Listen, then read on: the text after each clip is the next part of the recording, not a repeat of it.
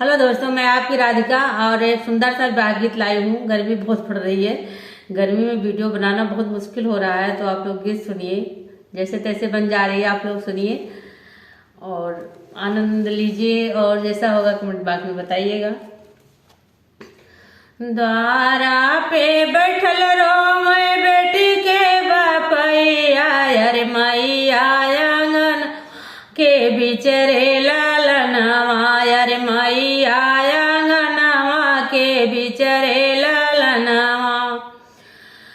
भैया जे रोवाई डोलिया पकड़ी के नी, आजू बहनी भैली पराई रे लालना, अरे आजू बहनी भैली पराई रे लालनवा। जाऊ ना मोरे भैया मैया समझाओ, अरे पापा काली हा संभाल रे लालनवा, अरे पापा काली हा संभाल रे लालनवा।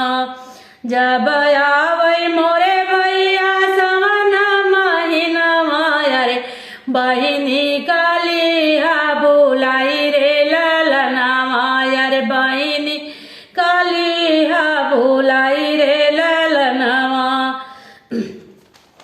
लिहले जन्म भैया दोनों एक कोखिया, अरे लिहले जन्म भैया दोनों एक कोखिया, अरे कैसे विधाता लिखे भाग रे लालनवा, अरे कैसे विधाता लिखे भाग रे लालनवा। लिहले जन्म भैया दोनों एक कोखिया, अरे कैसे विधाता लिखे भाग रे लालनवा, अरे कैसे विधाता लिखे भाग रे लालनवा। धन मोरे मैया से धन रे बपैया, अरे काई देले दुई आँख रे लालनवा, अरे काई देले दुई आँख रे लालनवा।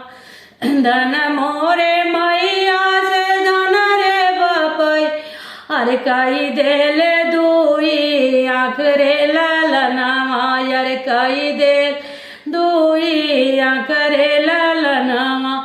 तुहू का तो देले भैया सावधान दौलत, अरे हम का तो देले निकाली रे लालनवा, अरे हम का तो देले निकारी ले लालनवा।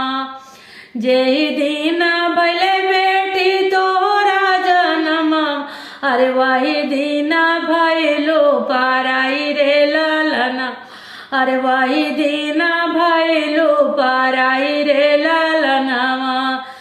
जेहि दिन भैले बेटी तोरा जन्मवा, अरे वही दिन भैलो पराई रे लालन, अरे वही दिन भैलो पराई रे लालनवा। जब बेटी जन्म लेती है तभी कहती है तो पराया धन है।